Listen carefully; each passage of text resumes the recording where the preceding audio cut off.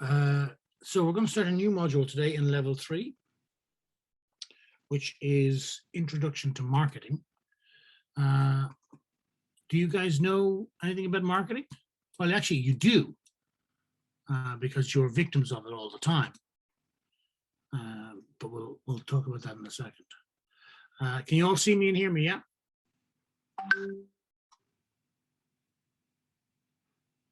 Okay, good. All right, so what we're going to do is, sorry, there's a new version of Zoom, so I'm getting a few of these new messages. Okay, and we're just actually waiting on a couple of new students as well, so I might just wait one more minute. We have potentially 4 new students in today's class. Let's see if that right. February, we have Natasha. Hi, Natasha, welcome. And we possibly have 2 other ones as well. Okay. All right. So you're all very welcome to the class. We're going to talk about marketing. As I said, you're all victims of marketing in one way or another. We all are. But let's get into it. So you can see me, you can hear me. Yeah. And let me share my screen with you. So for Natasha and Febrio, the way these classes work is I lead the class, and what we'll do is we will go through some slides, we'll do some exercises and some questions. Absolutely, please do not hesitate to ask a question at any stage. The best way to learn is by doing and asking questions, in my opinion.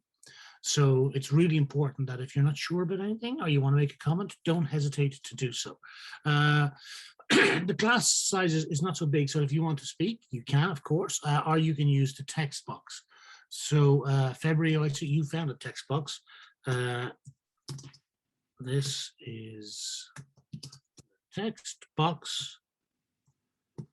So you should find a little icon. If you're not sure where it is, you should see a little icon on the bar at the bottom of the screen saying you've got some texts.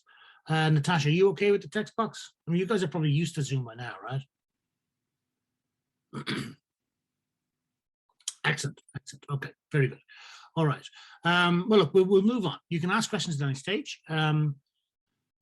And we're going to talk about marketing. Now, I like marketing. I like this subject because it's, well, first of all, it's ever present. It's in all of our faces all the time.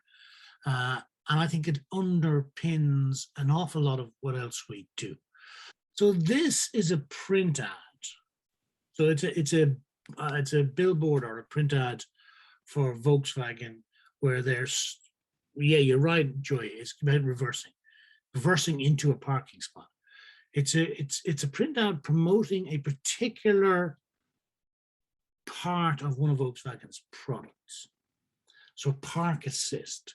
Now, I've never used Park Assist, but obviously Park Assist must be a bit like these rear cameras and these, what do they call them? Sensors. So that when you're reversing into a spot, it helps you reverse in. Either it's giving you warnings, or it's giving you vision back on a little screen on your dashboard, or maybe it's even a little bit of automation in the car. But the idea behind this is the Parking Assist will help you with this particularly difficult challenge, which is reversing into a car park spot. And that's what the ad is about. So the porcupine has gotten into its spot, okay? Yeah, the porcupine is the danger. In other words, if the porcupine doesn't reverse properly into that parking spot, 2 of the fish are toast. Okay, if the porcupine bumps against the car behind, against the bag behind, bursts the bag, that fish is in trouble. If it scratches the bag on the front, in front of it on its way in, it creates a different issue. So it's a very subtle message. It's not the most subtle, but it's subtle enough that, you know, Volkswagen can help you get into tight spots. Okay. And I suppose it's a subtle way into advertising, into marketing, into trying to understand what marketing is, because it's part of marketing. It's not the be all of marketing. It's not the most important part of marketing. but this idea of advertising, getting the message across, illustrates what marketing is. Yeah, so whatever parking position, whatever park assist is with Volkswagen, it helps somebody park the car. Okay. Less concerned about that aspect than about the ad. That's what this message, this print ad is about. It's trying to get across the idea that we understand, as Volkswagen, we understand parallel parking can be a challenge for some people. We've developed new technology which can help you with that. You buy our cars, you can get park assist, and that'll take away this particular problem, this particular pain. Does that make sense?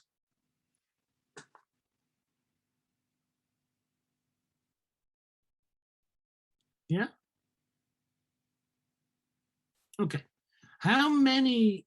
So it's a part of advertising. How many advertisements do you receive a day?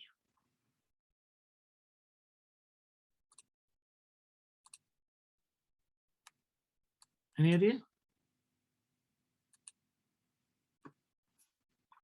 A lot, Natasha. Yeah, absolutely. A lot. Now, I'm not going to ask you to count them because it would be impossible, pretty much impossible. Right now, even if you're looking at your screen, you're probably seeing 3 advertisements. You've got my logo here. That's an advertisement. You've got the Volkswagen logo because I borrowed this picture from them. That's an advertisement. And probably on the monitor you're looking at, there's the name of the monitor somewhere. Maybe it's a Lenovo, maybe it's an Acer, maybe it's an Apple, maybe it's I don't know what it is. Okay, but there's probably a logo on the monitor in front of you. So you're subliminally getting all of these messages anyway. So if I was to say to you that you're probably receiving about 30,000 advertisements a day, it may sound like a lot, but actually they're everywhere. They're everywhere. There are advertisements everywhere, okay? And they're all competing for our attention. And there's a danger when we talk about marketing to think that that's just what marketing is. It's a lot more than that. And that's what we're going to explore in this module. Okay, let me ask you a question. How much does Coca-Cola spend on advertising? Coca-Cola have achieved something with the investment of billions of dollars. In some ways, they've established part of the sound of Christmas. Now, this is scary in one way, if you think about it. Before this ad, what was the sound of Christmas? So it might have been carol singing, it might have been bells. They've adopted, acquired to a certain extent, established an element of the Christmas spirit. And what do they sell? Sugared water. But they've invested in it. And I think that's a really interesting statement, Michelle. It sounds like Christmas because we're kind of used to that. Every time Christmas comes around, at some point, we're going to hear this song. This, holidays are coming, holidays are coming. And it's like the first time. It's like By the World of Coke. It's the same type of uplifting, upbeat, friendly, comfortable, welcoming, happy stuff, isn't it?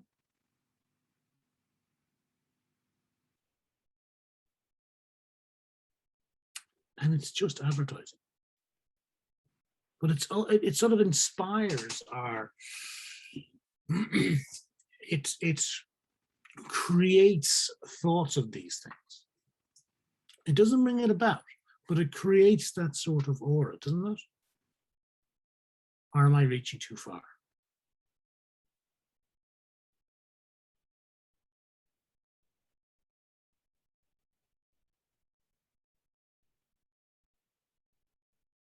Do you see what I'm saying? Yeah. So now, let's be honest. Coca-Cola, very American product, started in America, very American product.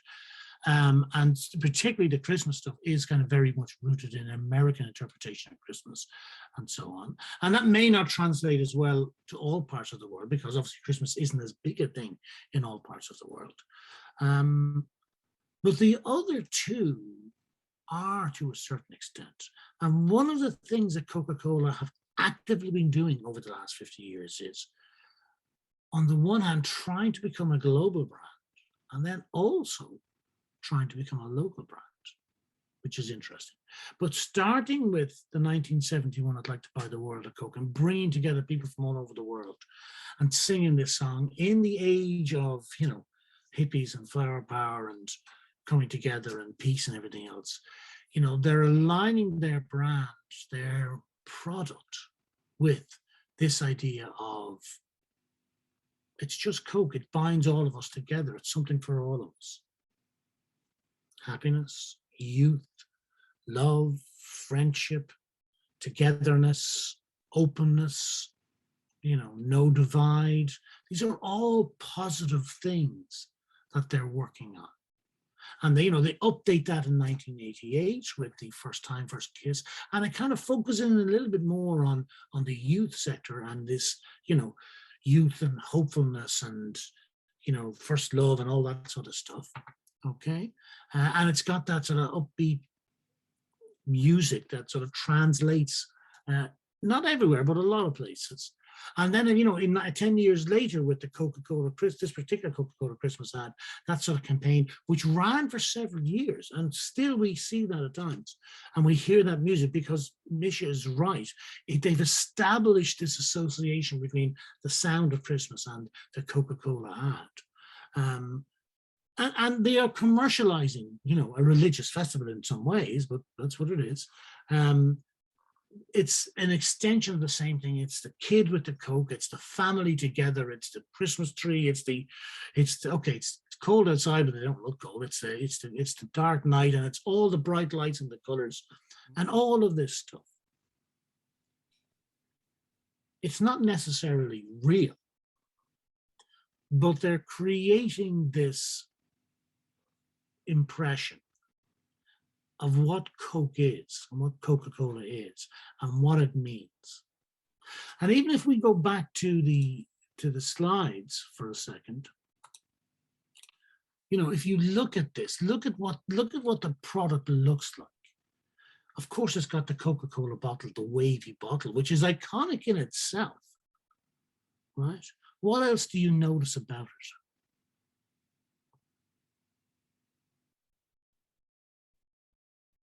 In any Coca-Cola advertisement, what do you always see?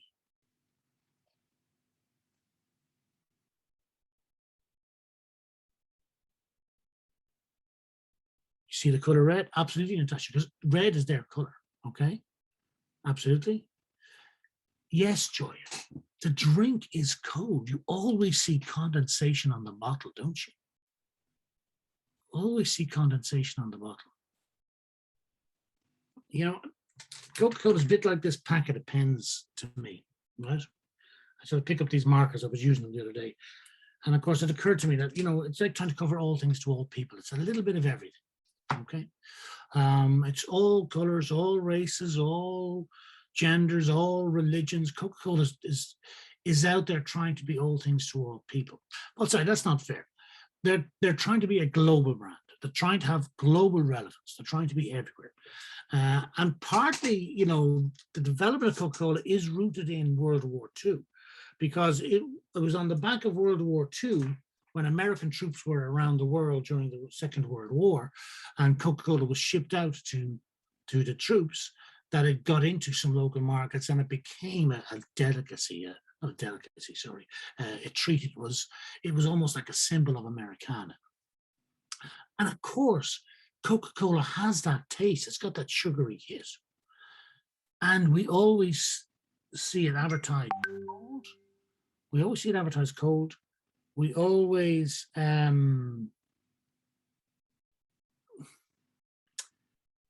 if you drink Coke, what's the best way to drink it?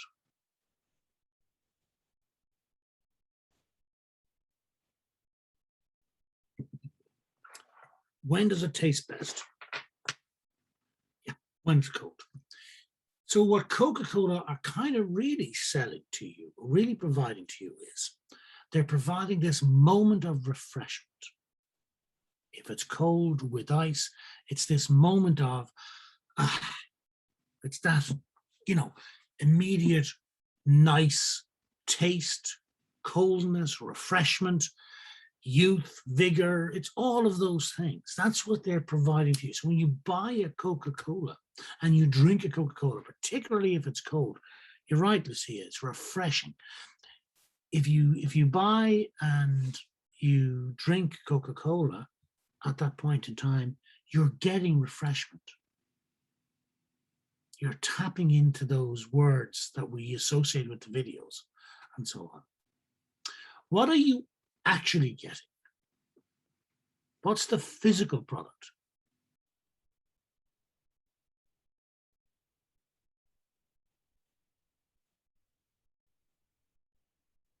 What's the physical product?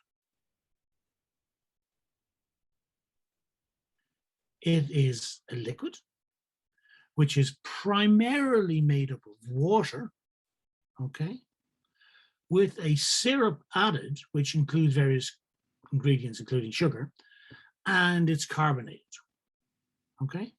So there's a huge amount of water. The next most prevalent ingredient is more than likely sugar. Then there's other elements of the syrup to give it its distinctive taste, and there's the gas, yeah?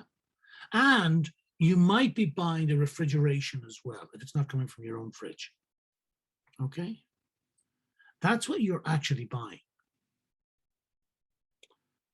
And Coca-Cola has done a remarkable job in establishing its presence around the world so that people want to buy it, they enjoy it. And let's be honest, if you do get a drink of cold Coke, you've got that momentary enjoyment, right? You do get that hit, that kick, okay? But let's look at it from a business side. How much does Coca-Cola spend on advertising? A lot, okay? So the company spent roughly $4.2 billion on global advertising in 2019. Okay, $4.25 billion. Okay, and that's on advertising. Its biggest element, I want to say that its biggest element of cost is marketing. Okay, I think Coca-Cola is primarily a marketing company. It's not a drinks company, it's a marketing company. It has established and it is maintaining a brand, okay? What does it sell? Well, it sells drinks, soft drinks primarily. It sells a household name. It's a global brand. What does it mean or stand for? If you think about it, these are the things that we associate with the brand, with the product. And I've got some of them there. It's, drinks for a party. It's a soft drink. It could be a pick-me-up, like a bit of energy. And we know that we get a pick-me-up from Coke because of, as Atifa has said, it's the sugar, all right? It's a mood booster because it's, that sort of uplifting association, if you like. It's that moment of refreshment. And that's why we always see it cold with the beads of condensation on it, okay? Other things that we associate with it, like with those ads, youth, energy, fun, sharing, buzz, smiles, laughing, love, happiness. Would you disagree with any of that? I'm not saying you get those things. I'm saying that's what we associate with it. Does that make sense?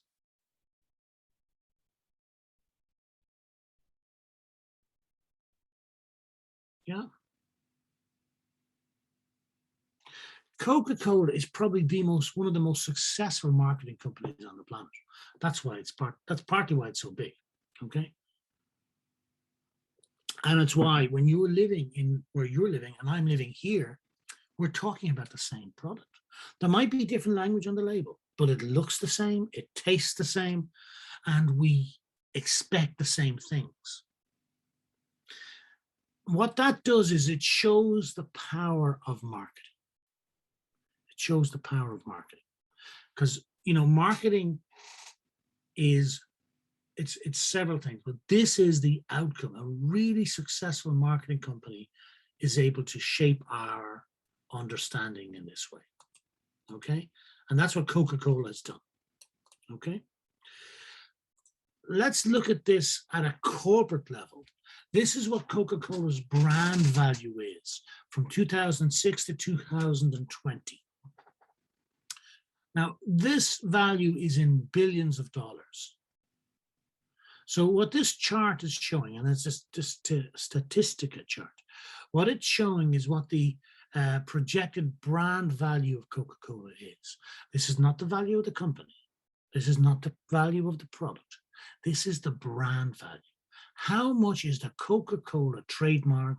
How much is the Coca-Cola look? How much is that swoop? How much is the word Coke worth? All of those things, that association that we've just been talking about, estimated to be worth $84 billion in 2020. Okay? It's not the product, it's not the machinery, it's not the buildings, it's just the brand. But what would you get for the brand? What you're buying is people's recognition of Coca-Cola. That's what it would be. And that's a phenomenal amount of money in something that's quite intangible, isn't it?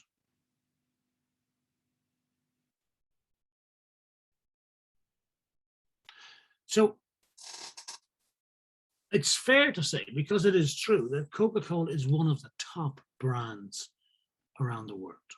And we're going to look a bit about look at what a brand means later on. You know, it's not just the logo. It's not just the bottle in this case. It's everything it stands for.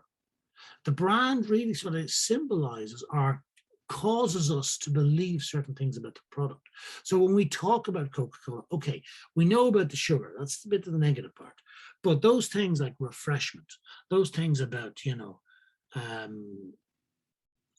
the things that come out from the ads, the youth, the happiness, the sound of Christmas. Those are intangibles that are associated with the brand. And when we hear that music, we think about Coca-Cola. It's in our mind. And that gives Coca-Cola a leg up in any retail challenge, really. Okay?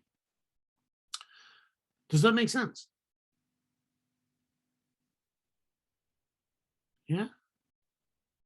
So that's what this module is about. It's about understanding that dynamic. All right.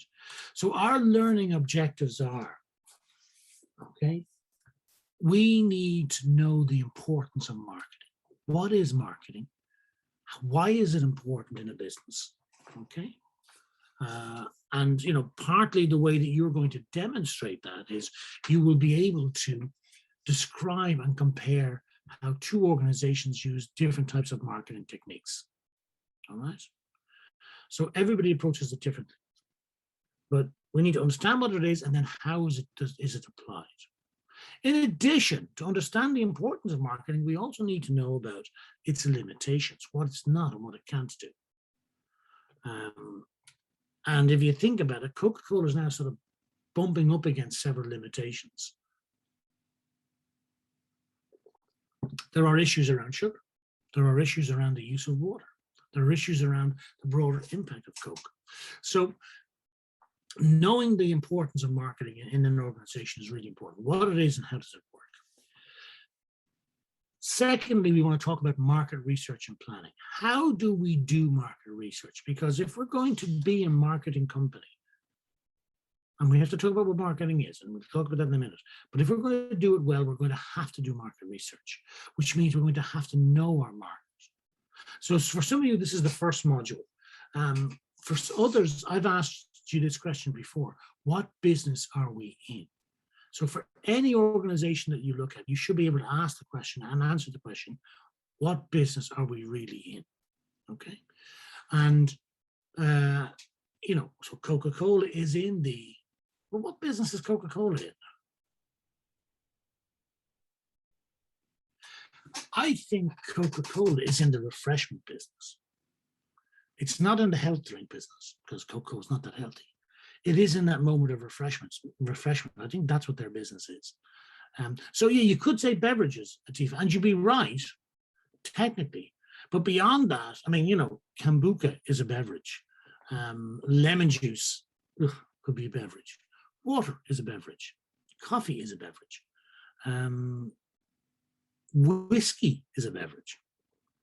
So you're right, it's a beverage, and then there are sections within that.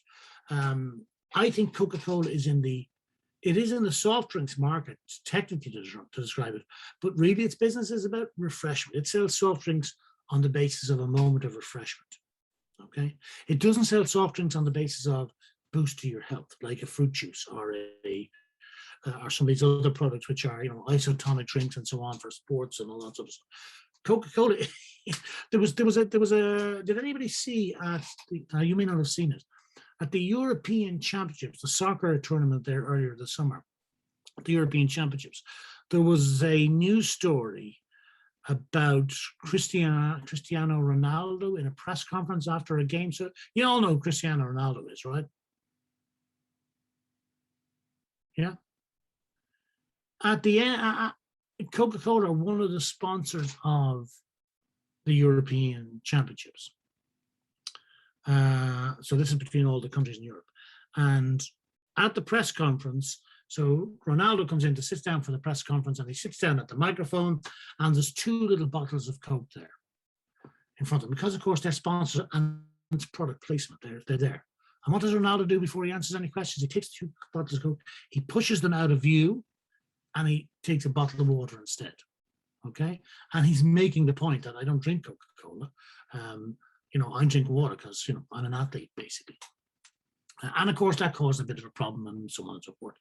But that's what, so Coca-Cola isn't necessarily associated with sports drinks, although they're trying to position the brand there. That probably was a failure of marketing, somebody's idea somewhere there. But anyway, maybe it was delivered. Maybe they're trying to move Coke into that space. But other drinks, Lucozade and other drinks would fit into the sports section. Coke is in the refreshment side. Yeah, you could say non-alcoholic beverages business. You're right, Atifa, and you're right about that. But I want to come at it from the other side. We can describe. How would you describe a car?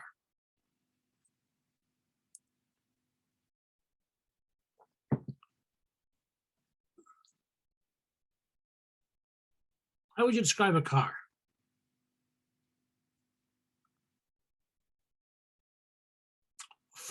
That's pretty good for 4-wheel transmission.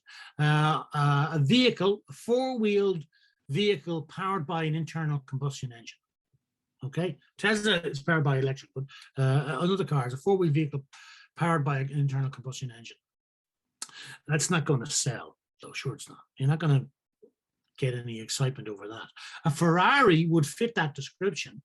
A Ferrari would be a 4-wheeled transportation vehicle with an internal combustion engine.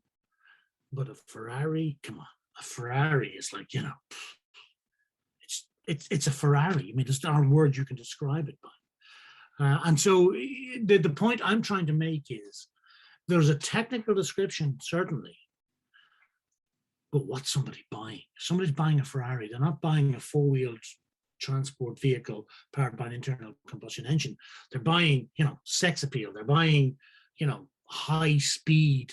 They're buying just the look and the style of a Ferrari. They're buying what a Ferrari says about them. Does that make sense? They buy.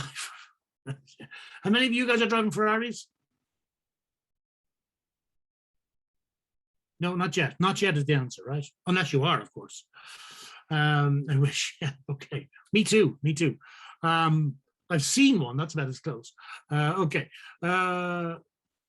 So just to come back to the slides. So what is marketing? Understanding the importance of marketing, and understanding why we need market research. Because if we're going to do any of this, we really need to understand the marketplace. If we're going to sell Coca-Cola, we need to do research to figure out what is the market, what are people looking for, why might they buy, and how do we associate our product with that or our service with that. So market research. We need to understand how my customer groups are targeted.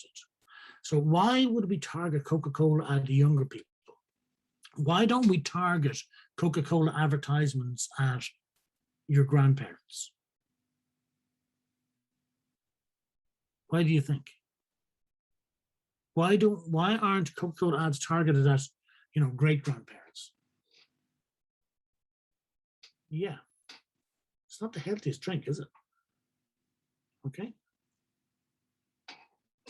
And if you think about it, our grandparents, maybe they don't have all of their own teeth at this stage. Okay. And we know there's lots of sugar in there. So, maybe they're a little bit careful about teeth. Maybe it's not about, that they're not, it's not as good for them healthy. Maybe there's too many sugars. They could be diabetic, in which case the sugars are out. It's too much for all people, Natasha.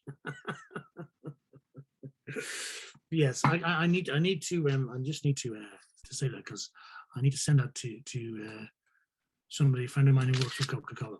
I think you're right, too much for old people. But you see the point. So understanding who your customer is, understanding the segment of the marketplace, understanding who might buy the product, where are they, who are they, what age are they, what gender are they, what religion are they, what political party, what sports do they like, what bands do they like. All of these things are relevant. So we need to understand how customer groups are targeted, and then we need to be able to develop a coherent marketing mix.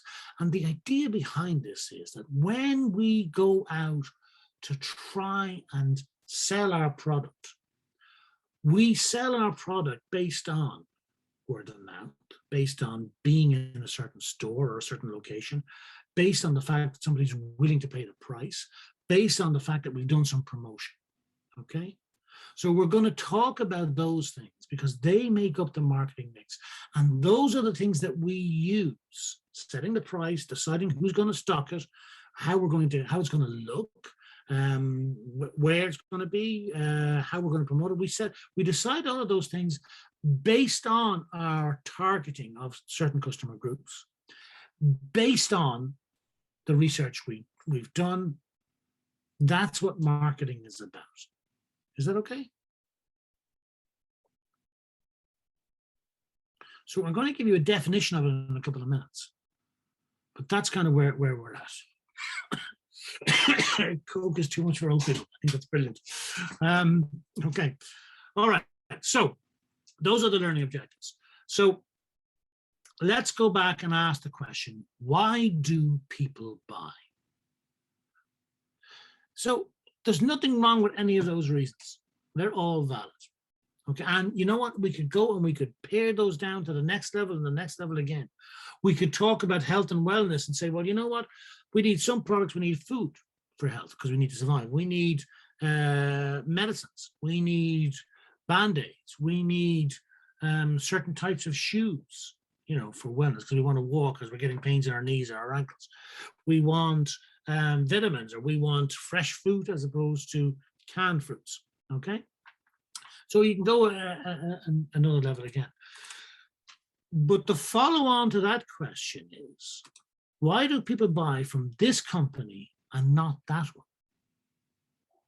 So people buy for a number of different reasons, and they buy from one company as opposed to another for aspects of reasons related to those reasons. Okay, but it's not the same question. It's not the same question. And it's understanding that helps us start to understand the idea of marketing. All right. There's a guy, I'm going to step into advertising for a second. There's a guy whose name is David Ogilvy. And this is a picture of David Ogilvy. You guys probably haven't seen, but there's a series on Netflix of one of those things, Mad Men, which is set in the world of advertising in the 1960s. And very much it's based on David Ogilvy. Okay. So I'm not saying one of the characters is, but it's in that sort of mindset. And Ogilvy was a genius in many ways. And he wrote the rule book in advertising to a certain extent about, what you need to focus on, etc. On average, 5 times as many people read the headline as read the body copy. On average, 5 times as many people read the headline on an article as opposed to the article itself. So therefore, when you have written your headline, you have spent 80 cents out of your dollar. Now, his maths actually was wrong. One says it should be 84% or 84 cents. But roughly, when you have written your headline, you've spent 80 cents out of your dollar. In other words, if 5 times as many people read the headline as read the rest of the article, the headline is what's really, really important.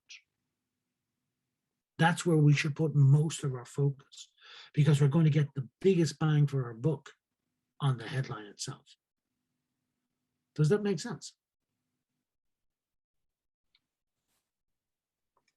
Yeah. And one of the best examples of that is this. This is the top half of a print advertisement. So there's text below it, and it's from about 1950 something. It's for a Rolls Royce. At 60 miles an hour, the loudest noise in the new Rolls Royce comes from the electric clock. Why on earth is that the heading for an advertisement to sell a Rolls Royce car?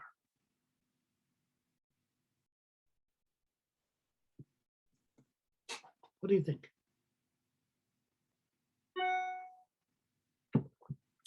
What's going on there?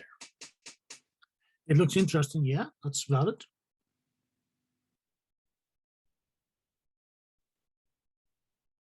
Anybody else?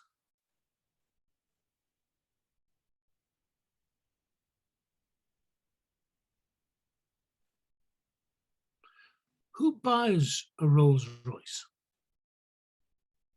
Particularly back then, who buys a Rolls Royce? I'm not talking about drug dealers now. This is, 60 years ago. People who have money. Yeah. I go further, Natasha. I'd say people who have a lot of money. Who are the people who have a lot of money likely to be?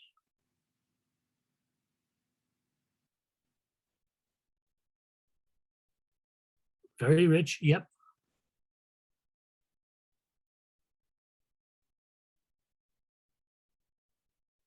Fairly unique. Yeah. To a certain extent. Yeah.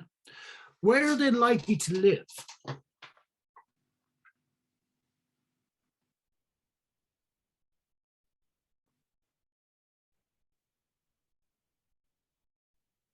Where are they likely to live?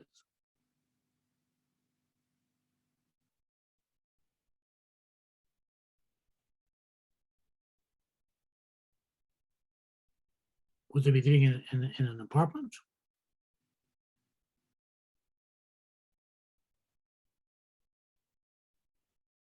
A mansion. That's a good answer. Yeah. Mansion, and a huge big townhouse or a mansion in the countryside. Okay. So if they're living in a mansion, or maybe it's a really, really large apartment, what are they likely to have? Who are they likely to have working for them?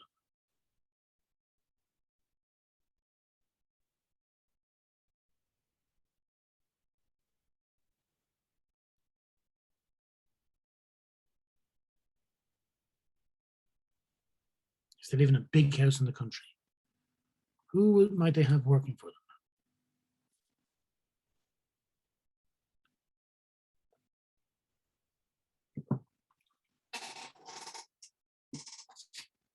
What would we call them in the past?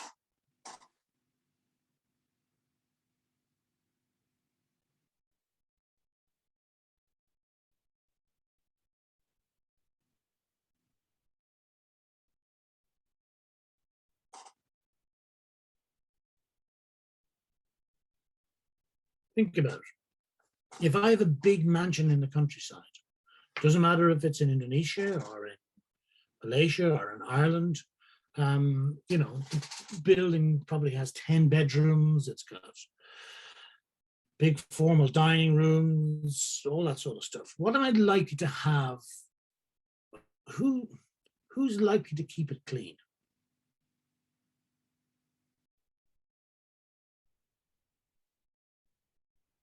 Right. Maids, servants, assistants, cleaners. butlers. Exactly. Remember, think back now. We're talking 60, 70 years ago. So if I'm living in a big house in the country, I'm likely to have some of these people doing these tasks for me. That might also include a driver, mightn't it?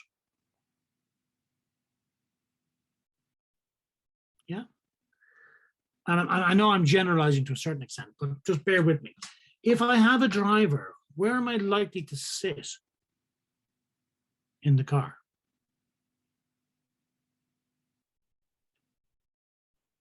Right, in the back seat. So if I'm in the back seat, do I care about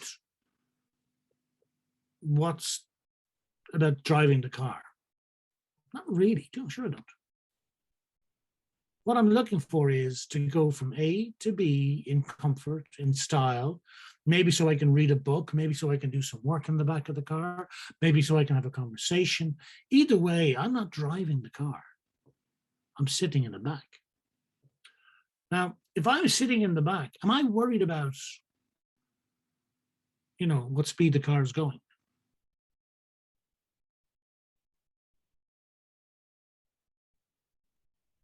Not really.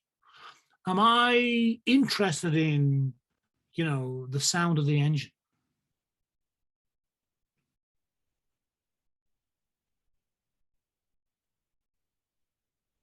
Yeah, probably not, to be honest. If I'm sitting in the back, I'm looking for a comfortable ride. I don't want to be bothered by a loud, noisy engine. I want to be able to read my paper or whatever it is, sit in the back. I don't want to be disturbed. I don't want my driver necessarily talking to me. Maybe I want my little drink. That's fine. I can have that.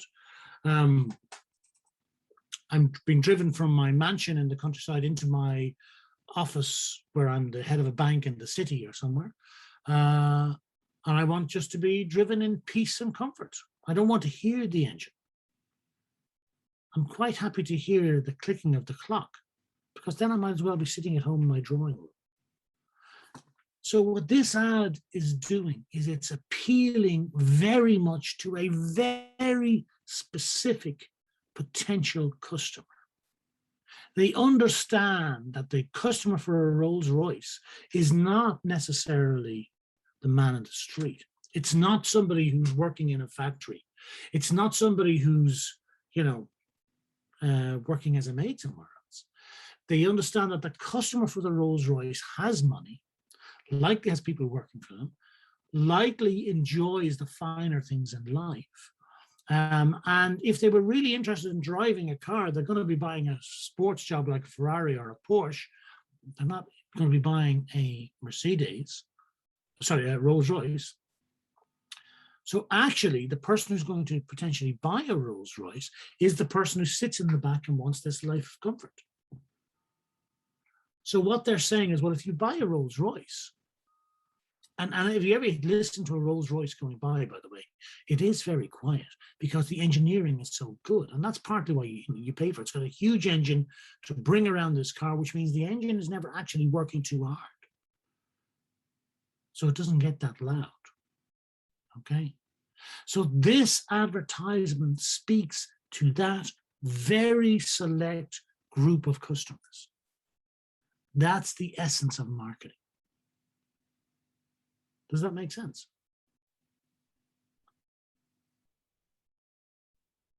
So it's about understanding who might buy our product or our service and creating a message and a promotion that suits them,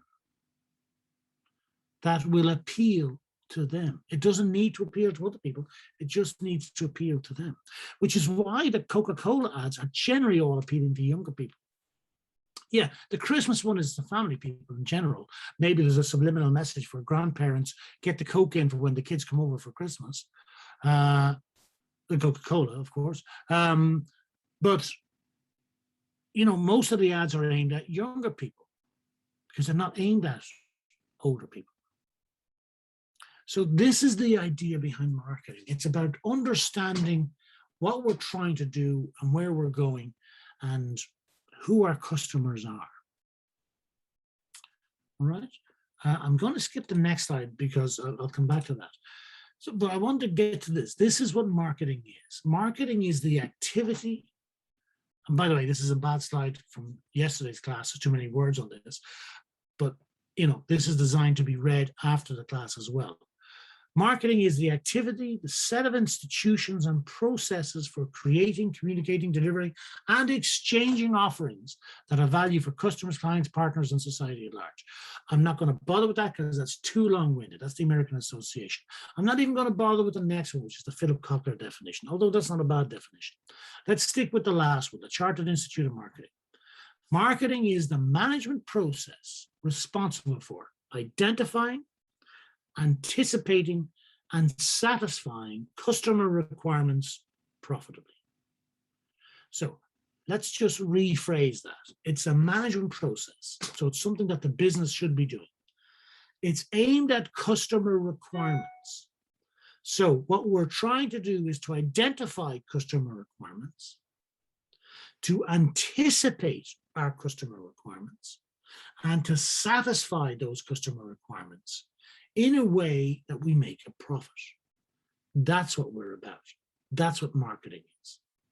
Marketing is, how do we identify our customers, anticipate their needs, their pains, their wants, those things that we said back here, right? Understand, why do people buy, okay?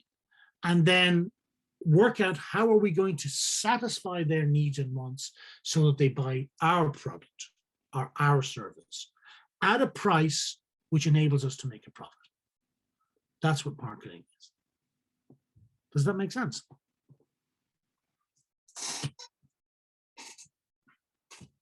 Yeah, that's what we're about. Okay. Now, the reason I skipped this slide is, this is an overall picture of any business. This doesn't sort of relate to marketing per se. Forget about the text here. Forget about this, right? This is any business that you care to name. It takes inputs, it does various processes, and it creates outputs. Any business you care to name, right? This is about how a business does its work. Any organization. A car company takes in metal parts and plastic parts and staff and machinery, and it creates a production line, and it produces Toyota Corollas, it produces Mercedes E-Class, it produces Ford Mustangs, produces BMWs. They're outputs that people buy. Apple takes in various components and produces iPhones and iPads and Apple Macs, okay? Coca-Cola takes in water, takes in sugar, takes in ingredients, takes in glass bottles, and creates bottles of Coke that are batched up and shipped out, and people buy. So that's what any business does. I'm less concerned with operations because we'll do a whole module on business operations at level 4. But what I am interested in is the fact that any business is looking for a predictable output, in that the customer gets what they buy. They get what they want. That's the heart of marketing, is satisfying customers' needs and wants. So our business has to deliver predictable outputs. If I buy a Coke at a restaurant, I'm expecting the thing to be cold. I do not want a warm Coke. If you bring me a warm Coke, I'm not going to drink it. It's, because I'm looking for the refreshment, which means I need the cold part of it too. All right. If I go to buy a bookstore, I'm looking to buy a book. All right. I'm not looking to buy a record. I'm not looking to buy something else. I'm looking to buy a book. And ideally, I'm going to buy a book that I like. I'm going to read it, and I'm going to enjoy reading it. Okay. So I'm looking for a predictable output, which means the other side of that is that the business has to be repeatable. The operations have to be repeatable. We have to be able to deliver a predictable output on a regular basis. And therefore, marketing has to permeate the entire organization. If we're going to deliver a predictable output, we really need to understand our customer and what their needs and their wants are. And we have to design our business model and design our packaging, design our distribution, design our pricing model, design our production, our service delivery, so that we deliver that predictable output and we get to identify, anticipate, and satisfy customer requirements in a way that we make money. That's what we're concerned about. Okay, so marketing is one of the most important aspects of any business. If we don't get the marketing right, we can spend all the money we like building a business operation, but we're unlikely to be as focused as we need to be on the things that we need to be focused on. Is that okay?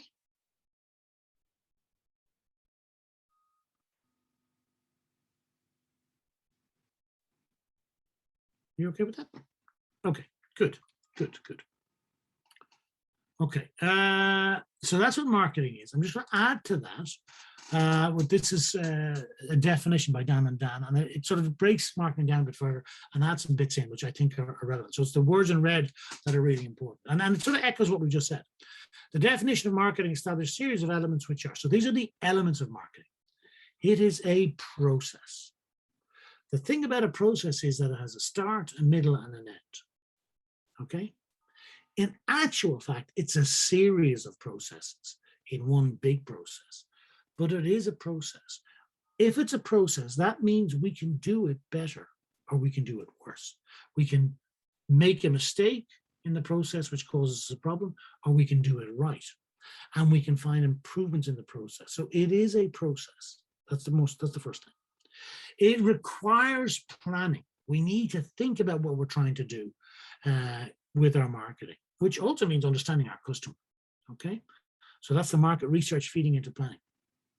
It's involved from design to delivery of everything we do. It's involved in the design of the product, because we shouldn't be designing a product or developing a service unless we know what the customer's needs are. If you were going to design a product, okay, so what's the last thing that somebody bought? What's the last thing you bought?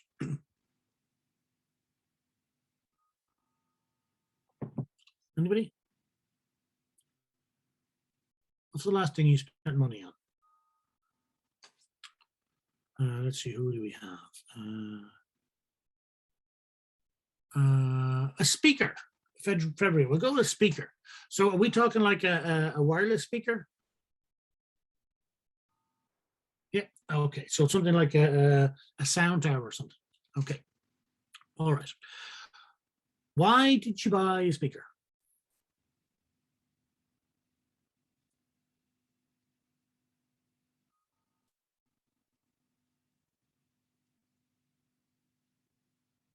Did you buy a speaker because you wanted to play football? No. Did you want to watch a movie? Nah. Did you buy a speaker because A, your other speaker was broken, or you like listening to music? Want to listen to music. Okay, very good. So you bought a speaker because you want to listen to music, which means if it's a speaker, you're probably going to stream it off your phone, right?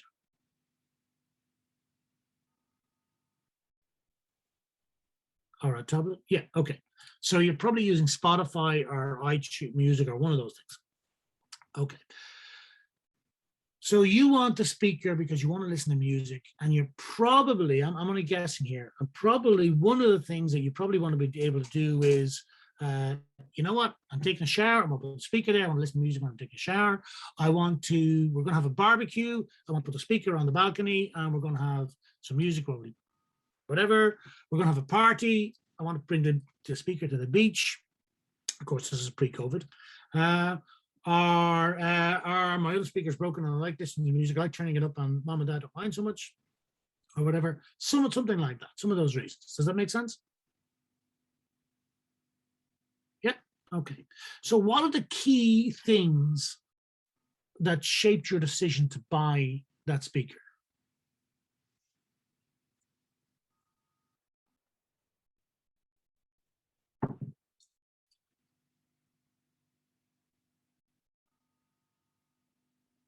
Why that speaker? Why that purchase? Was it because the price was right? Was the wireless nature really important? Oh, so affordable, okay, yeah. Was it the quality? Okay, all right.